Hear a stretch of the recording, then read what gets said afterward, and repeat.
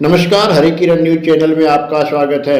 हरियाणा विधानसभा के बजट सत्र के दौरान चल रही चर्चा में आदमपुर के विधायक भव्य बिश्नोई ने राज्य के पशु अस्पतालों में वेटनरी सर्जन व दवाइयों की कमी का मुद्दा उठाया।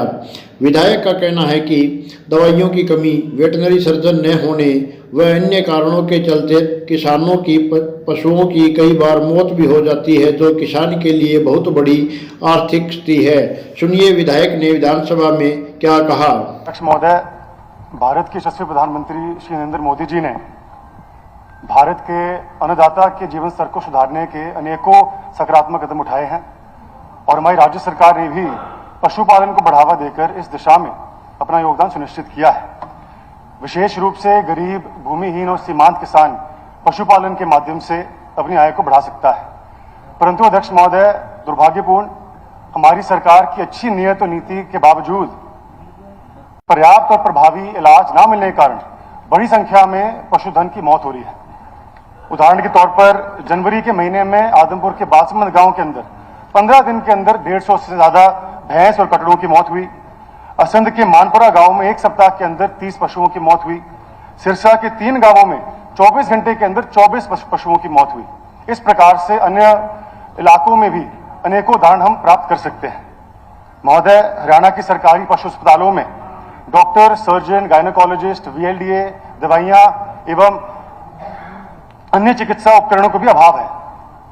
राज्य में 15-20 गांवों पर एक वेटनरी सर्जन है, जिसके कारण सही समय पर इलाज नहीं मिल पाता। विभागीय आंकड़ों के अनुसार हरियाणा में वेटनरी सर्जन की 1/3 पोस्ट खाली पड़े हुए हैं। यहां तक कि कई जिलों में 50% तक पोस्ट रिक्त पड़े हुए हैं। इसके चलते लोगों को अक्सर झोलाछाप डॉक्टरों के पास जाना पड़ता है, जिसके कारण पशुओं की मौत हो जाती है।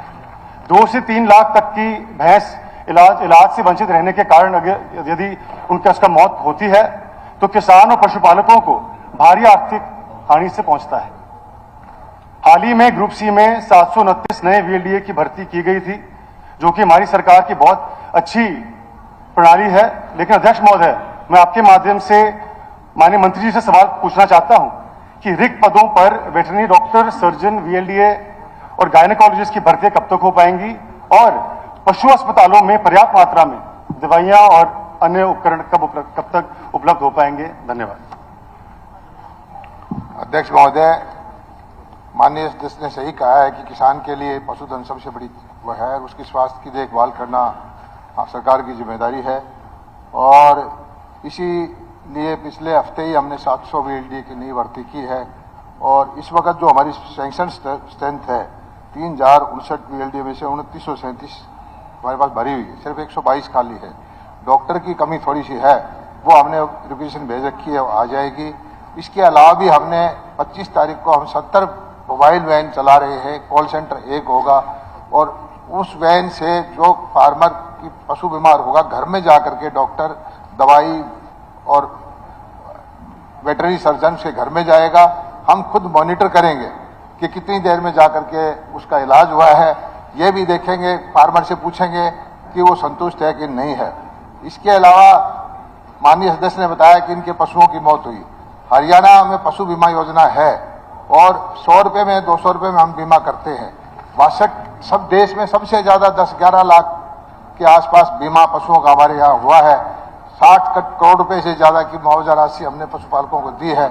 मैं समझता हूं कि अगर कोई ऐसा बीमित पशु होगा जिसकी मौत हुई है तो उसको मुआवजा हम दिलवाएंगे और इस योजना का लाभ अपने उनको कहो उठाएं।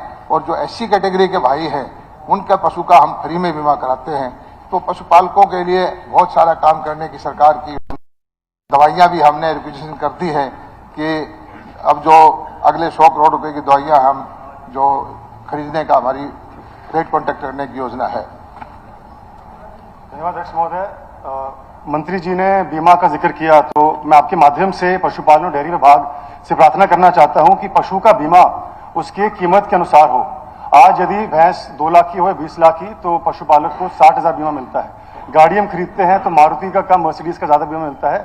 उसी प्रकार से कीमत के अनुसार बीमा हो, ये मेरा विनम्र सुझाव है।